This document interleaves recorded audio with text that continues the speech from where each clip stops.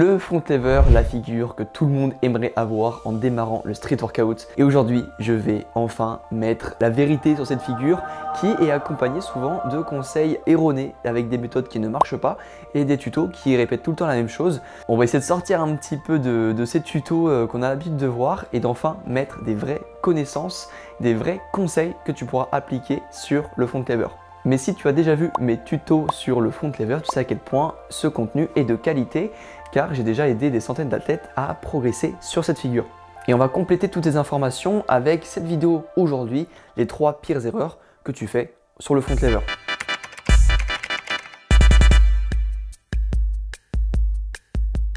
L'erreur numéro 1 est de faire trop de front lever. Ok, merci.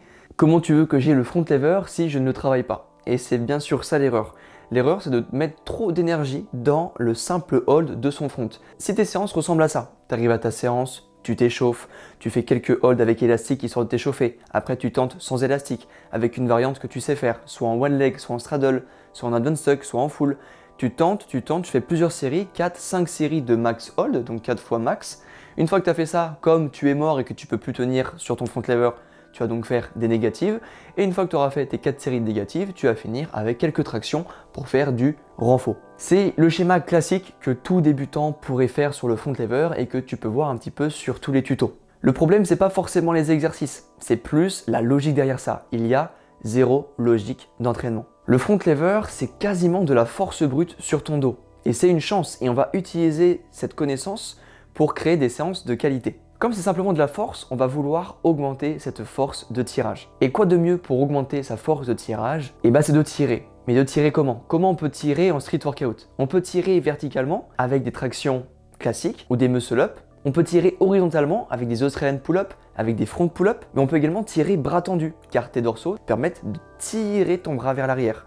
Donc avec des front raise par exemple, ou des deadlifts inversés. Il faut que tu comprennes que pour prendre en force, ton corps il a besoin de mouvement. Et simplement être statique ne te permettra pas d'augmenter ta force brute. Ce qui est drôle, c'est qu'en street workout, la plupart de nos figures sont statiques, mais la plupart de tes séances devraient être dynamiques, donc avec du mouvement. Je ne te dis pas d'enlever complètement le statique de tes séances, mais de simplement le réduire. Il faudrait que tu aies environ 20% de tes séances de statique, pour être vraiment spécifique sur ton front lever, mais que le 80% qui reste correspondent à du dynamique, avec tous les exercices que je t'ai cités. Que pour l'adaptation nerveuse, musculaire, pour prendre en hypertrophie, pour prendre en force et du coup débloquer plus rapidement ton front lever, il va falloir faire du dynamique. Je te fais une petite coupure. Si jamais tu veux savoir quel exercice tu vas pouvoir mettre dans tes séances, comment gérer ta semaine d'entraînement, comment gérer l'intensité, le volume et débloquer rapidement ton front lever, j'ai sorti ma toute nouvelle formation gratuite, le secret du front lever et comment le débloquer rapidement.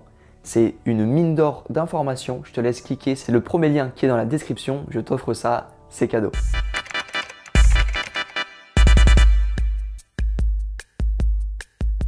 La deuxième erreur que tu fais encore sur le front lever, c'est de faire soit un mauvais one leg, soit de faire la straddle. Si ton one leg ressemble à ça ou que tu fais une straddle comme ça, et bah il faudrait que tu arrêtes. Pourquoi c'est mauvais? Car tu sais, sur le front lever, on a quand même une activation au niveau du bassin qui va être importante à comprendre. Ton bassin va du coup créer cette rétroversion qui va tout simplement être le fait de contracter ses fesses pour pouvoir créer un alignement parfait. Sauf que tu te rends compte que dès ton one leg ressemble à ça, avec le genou trop en avant, et bah tu empêches complètement ton corps de pouvoir réaliser une rétroversion correctement. Donc tu vas forcément finir en portefeuille, en cuillère.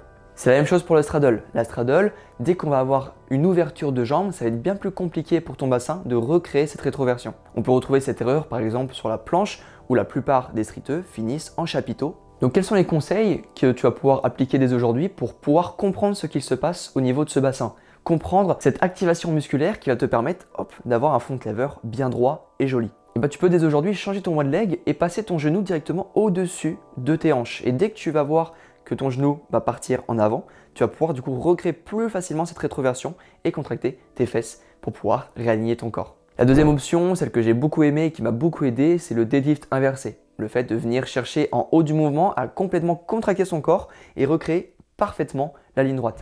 Comment travailler ce coup de cul, cette rétroversion du bassin? Et bah c'est pas compliqué, tu prends un gros élastique. Donc soit un gros élastique qui te permet d'être en full, on voit plus, soit pour être en one leg.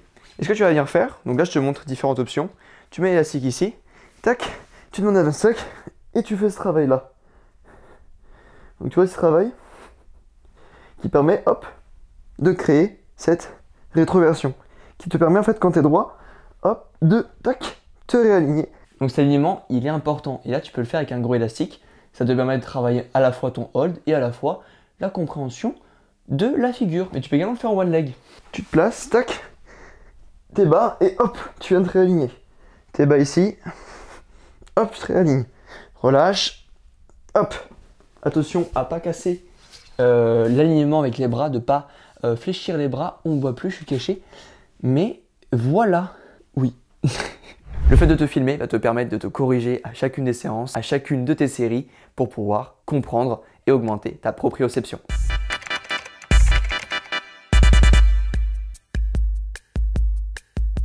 La troisième erreur que tu fais encore, et ça j'en suis quasiment sûr, c'est que tu fais trop peu de volume. Potentiellement que tu travailles 2 fois ton front dans la semaine, parce qu'on t'a dit, comme en musculation, qu'il fallait travailler 2 fois son groupe musculaire dans la semaine. Mais en street, on n'est pas du tout comme en musculation.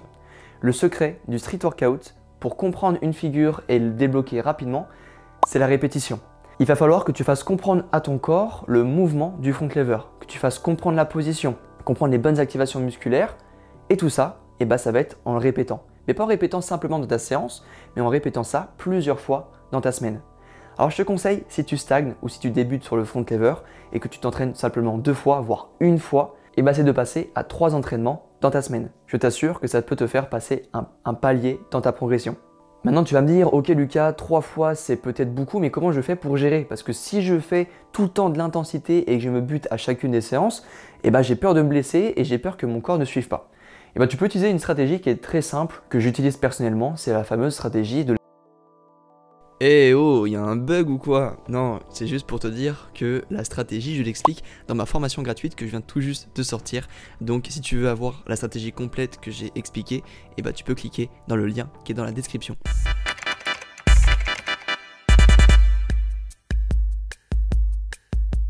Et c'est pour moi, c'est cadeau, je te parle d'une 4e erreur que beaucoup négligent et j'ai négligé également, c'est la santé de ton dos. Beaucoup de débutants en front lever ont des douleurs au dos, ont des douleurs en bas du dos, aux dorsaux, aux insertions, aux omoplates. Et je vais te donner une raison pour lesquelles tu as mal en front lever. Alors une des raisons, c'est peut-être que tu as trop écouté mon conseil numéro 3 qui était de faire trop de volume. Et peut-être que tu t'entraînes trop intensément ou que tu gères mal le volume et l'intensité. Je t'invite à réduire ton intensité et faire principalement des répétitions, du dynamique, du volume, bref, à pas trop forcer lors de tes séances. Maintenant, si tu t'entraînes intelligemment, je pense que tu négliges la santé de ton dos. Le dos, ça sert à quoi? Ton dos permet de faire des inclinaisons, il permet de faire une flexion, une extension, des rotations. Ton dos, c'est la base de ton corps. C'est lui qui va tout soutenir au quotidien et surtout dans ton front lever. On l'a compris, ton dos, c'est ton meilleur ami.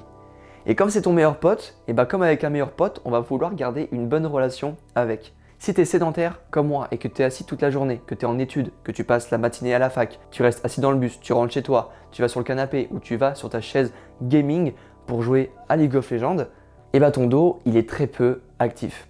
Et rien que le fait de racheter de la marche au quotidien, de faire de la course à pied, bref, de faire des exercices qui vont amener la contrainte sur ton dos, ça peut énormément t'aider à enlever les douleurs sur ton front lever.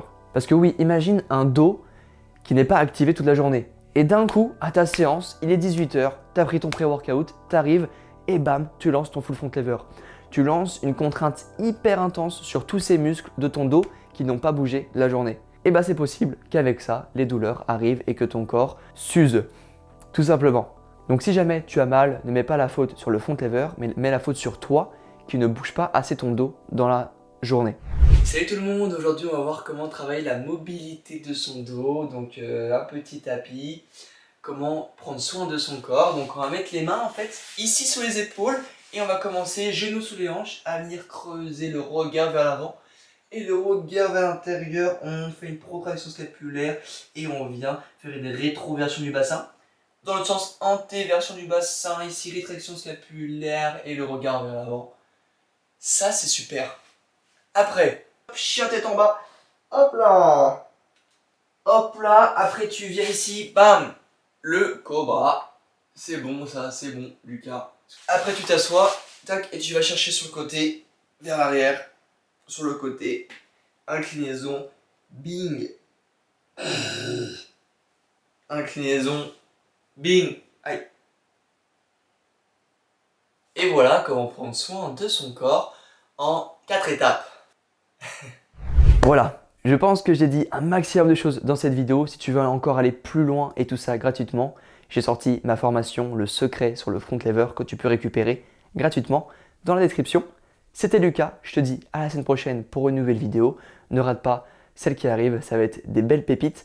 Et si tu n'as pas vu tous mes tutoriels gratuits sur le front lever, tu peux cliquer dans la description, il y a la playlist complète. Je parle beaucoup, je te dis à la prochaine, c'était cool. Et puis voilà, j'ai rien d'autre à dire.